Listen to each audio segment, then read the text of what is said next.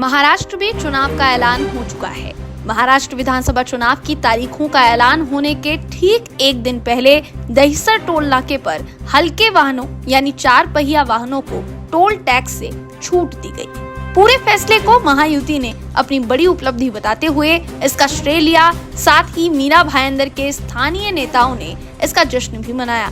लेकिन अब इस फैसले को लेकर कांग्रेस ने महायुति सरकार पर कई तरीके के निशाने साधे हैं, सरकार को घेरा है, साथ ही कई तरीके के आरोप लगाए हैं। सबसे बड़ा सवाल ये खड़ा किया है कि क्या टोल का मुद्दा सिर्फ और सिर्फ चुनावी मुद्दा है, चुनावी लॉलीपॉप है? मीरा भाईंदर कांग्रेस प्रमुख और महाराष्ट्र प्रदेश कांग्रेस कमेटी के कार्याध्यक्ष मुजफ्फर हुसैन ने प्रेस कॉन्फ्रेंस के जरिए किन बातों का खुलासा किया है, आइए आपको सुनाते हैं। टोल टैक्स का आपने बहुत बढ़िया सवाल पूछा।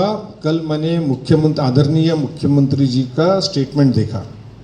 उसमें उन्होंने क्या कहा कि बहुत सालों से ये समस्या थी, वो इसी जिले के हैं, इसी जिले से वो आमदार रहे, इसी जिले से 5 साल वो MSRDC और अर्बन डेवलपमेंट मिनिस्टर के मिनिस्टर रहे, इसी जिले से वो मुख्यमंत्री बने हुए हैं। कल उन्होंने खुद ने कहा कि मैं भी कोर्ट में गया था। तो जब आप मुख्यमंत्री बन गए थे तो जो फैसला आपने कल किया वो 5 साल पहले कर सकते थे, 10 साल पहले कर सकते थे। आज मीडिया में जो रिपोर्ट आई, कैलकुलेशन आया है कि दिन का इन 5 टोल में से 1,26,00,000 रुपए जमा होते हैं। सालाना 475 करोड़ के आसपास कुछ होता है। 10 साल में 5,000 करोड़। लाइट मोटर व्हीकल, हाँ, हैवी मोटर व्हीकल नहीं, लाइट मोटर व्हीकल। तो खाली 5 साल का आप गिनो तो 500 करोड़ रुपया हुआ। सर कितना हुआ? नहीं, 2,500 करोड़ रुपया हुआ।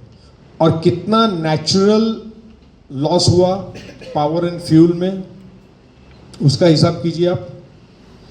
कितना कार्बन एमिशन हुआ, एनवायरनमेंट का नुकसान हुआ, लोगों को परेशानी हुई, लोग बीमार पड़े, कई लोगों ने अपना दम तोड़ा, अपनी जान गंवाई, समय नष्ट हुआ, लोगों का शरीर खराब हुआ। जब सरकार जाने का वक्त आया, जब आपको दिख रहा है कि पूरे महाराष्ट्र में इस बात को लेके बहुत ज़बरदस्त नाराज़गी है और MMR रीजन, मुंबई, अलीबाग, पेन, पनवेल, पालघर, यहाँ पे जो हमारी सीटें हैं 18 और 6 24 और 7 31 सीटों के ऊपर इसका भारी भरकम नुकसान होने जा रहा है। तब जाके आपकी आंख खुली।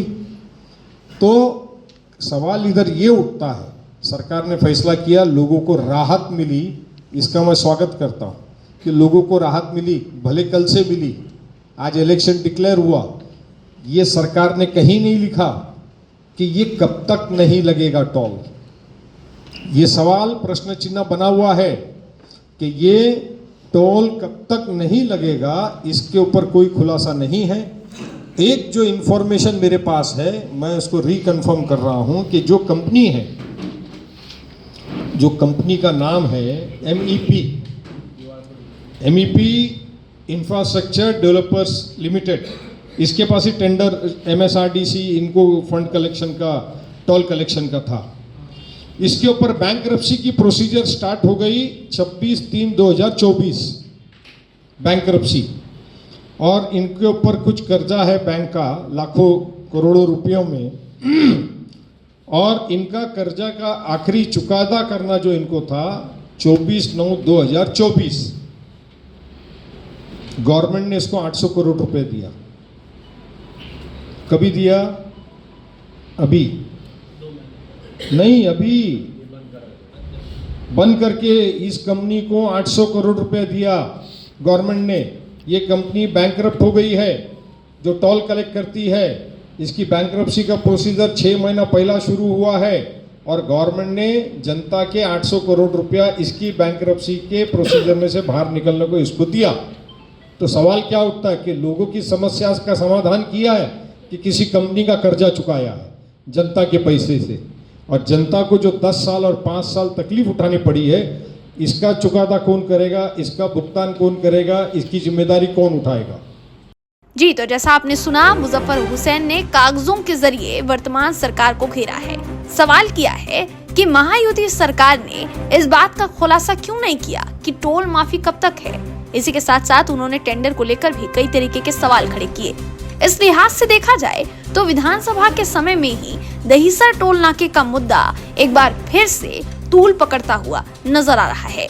आपको क्या लगता है, ये मुद्दा क्या वाकई में मात्र और मात्र चुनावी मुद्दा है या फिर कुछ और? अपनी राय कमेंट करके जरूर बताइए और जुड़े रहिए MB लाइव के साथ।